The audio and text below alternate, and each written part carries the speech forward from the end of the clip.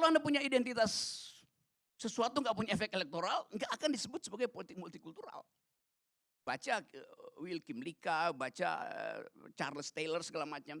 Itu pentingnya baca, jangan kerja aja. Jadi bangsa ini didirikan oleh orang yang membaca buku. Sehingga tadi yang terangkan oleh Fahri, mestinya kita perkakas yang ditinggalkan bangsa ini itu otak, pikiran, kita pakai. Teruskan perdebatan konstituante itu. Teruskan percakapan tentang masa depan itu.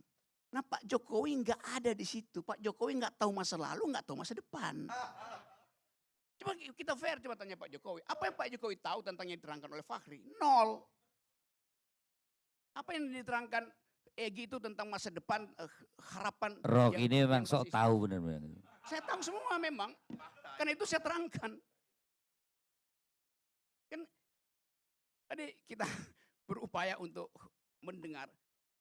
Lama-lama oligarki intelektual juga dia itu. Ini apa relevansinya nih saudara? Lanjut. Oke, lanjut sekarang ya. Saya ambil sekarang bagian yang oke, kita bicara masa depan sekarang. Kita ingin masa depan kita dihasilkan oleh pemilu yang bermutu, right? Oke.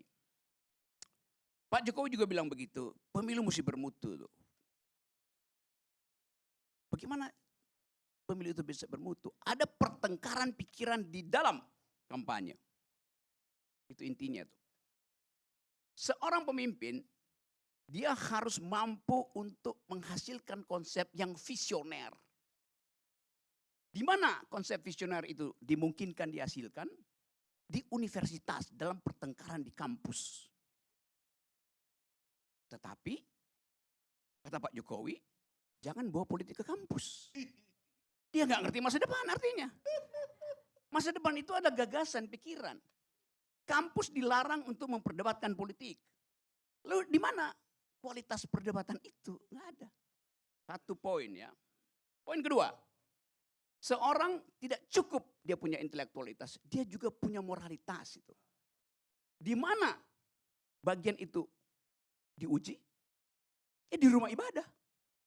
Tapi nggak boleh menguji presiden di rumah ibadah. Jadi Pak Jokowi mau bilang pemimpin ke depan itu nggak perlu intelektualitas, nggak perlu moralitas. Cukup elektabilitas. Nah itu urusannya Kodari. Survei aja. Jadi kita mensurvei sesuatu yang pemimpin kita hasil survei, bukan hasil pertengkaran akademis, bukan hasil moral clarity. Karena di tempat di mana pertengkaran pikiran harusnya diwujudkan, justru dilarang, yaitu kampus. Di tempat di mana moralitas diuji, justru dilarang, yaitu masjid, gereja, rumah ibadah. Di mana otaknya? Jadi dari awal kita tahu bahwa pemilu pasti nggak bermutu. Poin terakhir. 75 hari kampanye. Salah. 4,5 hari kampanyenya. 17 partai ingin membuktikan visinya itu masuk akal. Selama 70 hari. 70 bagi 17, 4,5 hari. Apa yang mau diharapkan dari pertukaran pikiran selama 4,5 hari? Yang diharapkan adalah amplop. Rakyat nunggu amplop. Jadi pemilu ini didesain untuk menghasilkan orang yang tidak berpikir dan orang yang hanya menagih amplop. Itu intinya.